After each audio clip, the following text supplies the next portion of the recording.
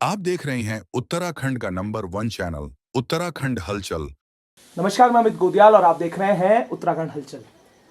केदारनाथ उपचुनाव में जैसा आपको पता है कि हम केदारनाथ उपचुनाव की रणभूमि में इस समय मौजूद हैं और हमारे साथ फिर से एक बार ऐश्वर्या जी हैं और बहुत से सवाल हैं क्योंकि लोग भी सुनना चाहते हैं और इससे पहले कई चीज़ें रही और उसके बाद अब ऐश्वर्या जी खुलकर क्या कहेंगी ये लोग भी जानना चाहते हैं। ऐश्वर्या जी, फिर से एक बार स्वागत है आपका उत्तराखंड हलचल में। बहुत बहुत धन्यवाद और आपका। सीधे सवाल है क्योंकि जनता के मन में बड़े प्रश्न थे। बिल्कुल। दावेदारी से लेकर अब सोशल मीडिया में कई पोस्ट वायरल भी हुई और तरह तरह की बातें आने लगी। फिर दूसरी पोस्ट शेयर हुई, उसने पिक्चर क्लियर की। कैसा रहा, क्या रहा? बिल्कुल। जैसे कि हर किसी का स्वाभाविक एक रिएक्शन होता है, मेरा भी वही था। लेकिन उसके बाद मुझे हमारे माननीय मुख्यमंत्री धामी जी ने बुलाया और मेरी सभी शंकाओं को उन्होंने दूर किया और मैं अब बहुत ही खुश मन से संगठन के लिए काम करने के लिए वापस आई हूँ। और इस बार हम बिल्कुल केदारनाथ सीट जिता के धामी जी को उपहार में देंगे।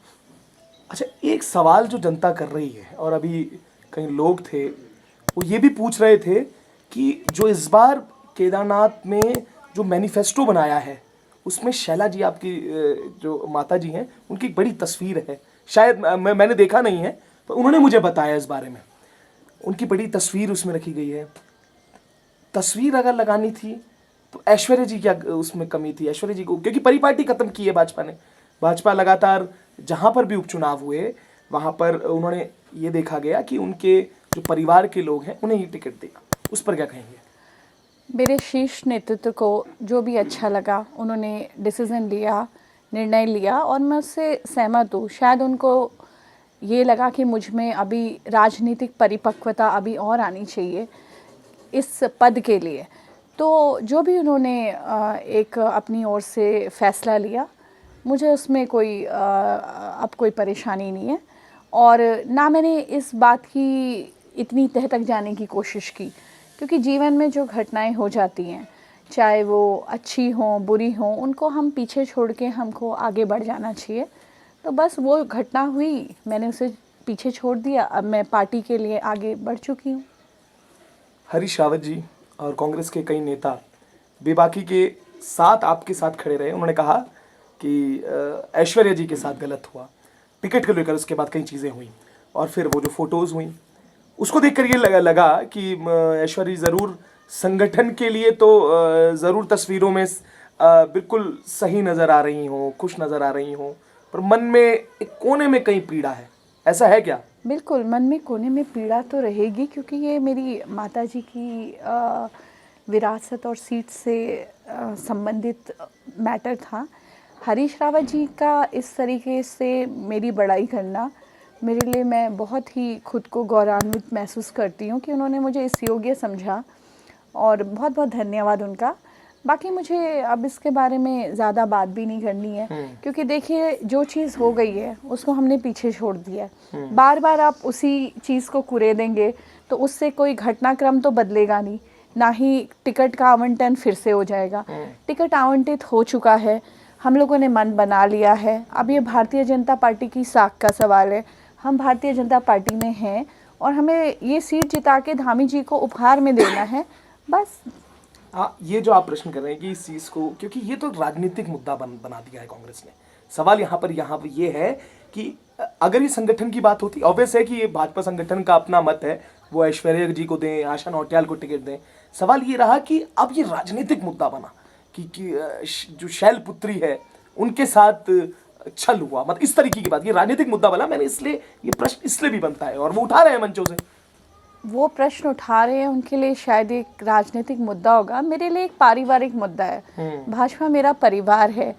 आपके बड़े बुजुर्ग या आपके शीर्ष नेतृत्व आपके लिए अगर कोई फैसला लेते हैं, हमारे परिवारों में भी तो ऐसा होता है कि कई बार हमारे बड़े बुजुर्ग हमसे कुछ बोलते हैं और हम उसमें सहमत नहीं होते हैं, लेकिन कहीं ना कहीं हमारा अच्छा होता है उसमें।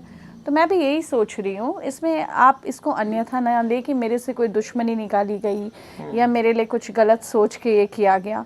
मैं तो इसको एक बहुत ही सकारात्मक रूप में लेती हूँ कि अगर उन्होंने कुछ सोचा होगा तो अपने अनुभवों से जान के कुछ सोचा होगा। और जैसे मैंने आपको बताया कि कोई किसी मैटर को पॉलिटिकली कितना उछाल रहा है, वो उनका सिरदर्द है, वो हमारा सिरदर्द नहीं है। अभी हमारा काम, हमारा फोकस है सीट को जिताने में और हम उस पर काम कर रहे हैं। आशा नौटियाल जी की बात कर लेते हैं, क्या कहेंगी, क्योंकि समय मिला है उन्हें, उससे पहले भी विधानसभा भेजा गया है यहाँ की जनता द्वारा। उसके बाद अब ऐश्वर्या और आशा, ये जो जोड़ी है, किस तरीके से, क्या चीज़ें हैं ऐसी जो इन्हें एक कर पाएंगी, क्या विज़न है?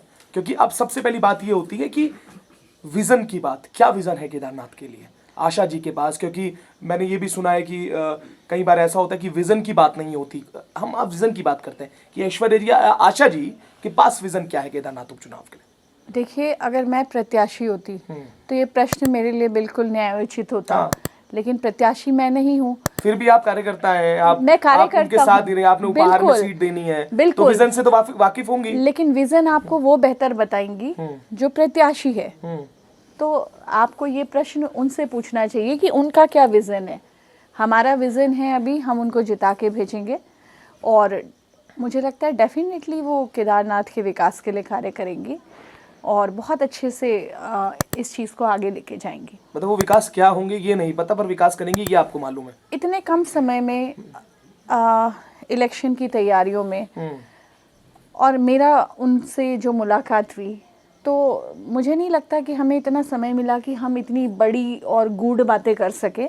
जितना भी समय मिला, क्योंकि आजकल वो भी चुनाव में व्यस्त हैं, हम बैठे, हमने खाना खाया और उसके बाद हम अपने प्रचार में लग गए। जो मैनिफेस्टो पढ़ा है आपने? नहीं।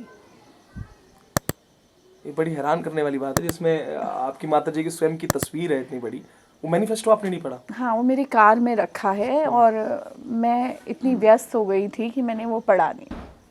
अच्छा, आपने नहीं पढ़ा है।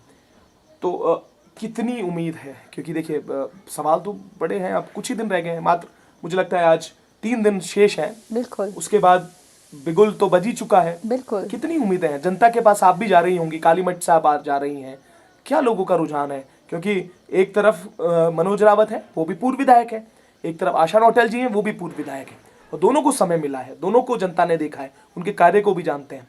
आप भी जा रही होंगी, आप भी लोगों से वार्ता कर रही होंगी, क्या रिस्पॉन्स मिल रहा है वहाँ से? रिस्पांस बहुत अच्छा मिल रहा है, क्योंकि जिस तरीके से हमारी पूरी टीम एकजुट होकर लगी हुई है, हमको पूरा विश्वास है कि हम 100% ये सीट को बहुत भारी मतों से जीतेंगे। और मेरी शुभकामनाएं धामी जी के साथ, पार्टी के साथ और आशा जी के साथ। मुझे आपकी पूरी इसमें मुझे ये लगता है कि ऐश्वर्या जी ने एक मन में पीड़ा रख के ये तो कह दिया कि धामी जी हम आपको एज अ फल, वो गिफ्ट के तौर पर ये सीट दे रहे हैं, पर वो मन की जो खटास है ना, वो शब्दों में भी बयां हो रही है कि मैनिफेस्टो नहीं पढ़ा, विज़न में चर्चा नहीं हुई।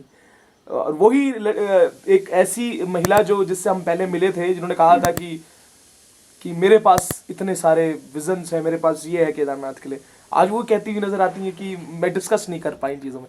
तो थोड़ा ऑड सा लग रहा है ये चीज़ें। ये खटास नहीं है, ये थकान है। थकान है, क्योंकि मैं अभी क्षेत्र से आ रही हूँ और जो सुबह से हम लोग गए हुए हैं, अगर आप मुझे ये सुबह इंटरव्यू लेंगे तो आपको फिर से वही ऐश्वर्या वापस मिल जाएगी। लेकिन इस समय पे 7-8 बजे हम लोग सुबह के गए हुए हैं, पूरे क्षेत्र में भ्रमण कर रहे हैं, उसके बाद थोड़ा एनर्जी हम लोगों का जो लेवल है, उस वजह से आपको ऐसा फील हो रहा है। आशा जी केदारनाथ की आशा बन पाएंगी? डेफिनेटली, क्यों नहीं। वो रही हैं, वो 10 साल उन्होंने काम किया है और मुझे लगता है कि वो इस पूरे सिस्टम से अवेयर हैं, उनको ज्ञान है चीज़ों का, और ये तो बहुत अच्छी बात है। अगर कोई एक ऐसा जनप्रतिनिधि आता है जो शुरू से ही कामों में इन्वॉल्व हो, तो उसे ज़्यादा समझने की ज़रूरत नहीं पड़ती है। तो मुझे लगता है 100% वो बहुत अच्छा काम करेंगी। अच्छा, राजनीतिक बात में लास्ट आज से अंतिम करूँगा, क्योंकि आप, मुझे पता है थकान है, समय भी इस समय ऑड है। राजनीतिक तौर पर ऐश्वर्या जी, देखिए ये अब इस बात को आप ये तो कहेंगी नहीं कि धामी जी ने कहा है तो हम मुझे गिफ्ट स्वरूप दे रहे हैं। आगे कहाँ देखती हैं ऐश्वर्या जी अपने आप को?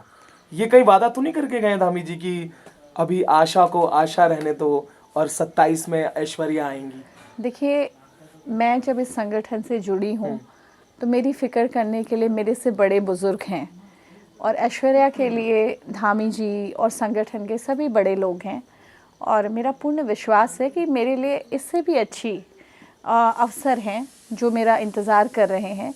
जीवन में ये कोई अंत नहीं है और आपका प्रारब्ध, आपकी शुरुआत कहीं से भी हो सकती है। तो हमें भी किसी चीज़ को इतना बड़ा लेके नहीं चलना चाहिए कि अगर ये चीज़ नहीं मिली तो हमारे जीवन का अंत हो गया। अगर मुझ में कैपेबिलिटी है, अगर मुझ में किसी काम को करने की क्षमता है तो मैं कुछ ना होकर भी बहुत कुछ कर सकती हूँ और अगर नहीं है तो मैं सब कुछ होने के बाद भी कुछ नहीं कर सकती हूँ। और शीर्ष नेतृत्व मेरे साथ हैं, लोग मुझे प्यार करते हैं, मेरे बड़े बुजुर्ग हैं, मेरे लिए अच्छा सोचेंगे। देखिए, अब सारी बातें वैसे हैं क्योंकि हमने हर तरीके से ऐश्वर्या जी को चाहा कि उनके मन का जो चीज़ें हैं, क्योंकि होता है कि कई बार ऐसी चीज़ें हो जाती हैं कि मन में एक कोने में एक दर्द होता है, वो छलक जाता है। और ऐश्वर्या जी ने साफ ये बात कही है कि अभी तो मन है कि धामी जी को एक सीट जीत के एक तोहफे के तौर पे देनी है, उसके बाद आगे क्या अवसर होंगे। उन्होंने ये भी कह दिया कि आगे बड़े अवसर होंगे और शायद इससे अच्छा मौका उन्हें मिले। तो अब देखना होगा कि आगे और क्या। और ये केदारनाथ उपचुनाव में जो ऐश्वर्या को लेकर लोगों के मन में सवाल थे, मुझे लगता है कि काफ़ी हद तक लोगों के डाउट क्लियर होंगे कि अब कोई खटास नहीं है, भले ही संवाद नहीं हो पाया है, कम्युनिकेशन गैप हो सकता है, एक अपना जो शेड्यूल है वो नहीं बन पाया है, पर ये ज़रूर है कि अब खटास खत्म होकर आशा को आशा के तौर पर रिप्रेजेंट करती हुई ऐश्वर्या जी भी पूरी विधानसभा में जा रही है। अब देखना होगा कि आगे जनता क्या करती है, जनता ने क्या तय किया है, और इस पर अपडेट करते रहेंगे। तब तक के लिए ऐसे जुड़े रहिएगा और देखते रहिएगा उत्तराखंड हलचल। आप देख रहे हैं उत्तराखंड का नंबर 1 चैनल उत्तराखंड हलचल।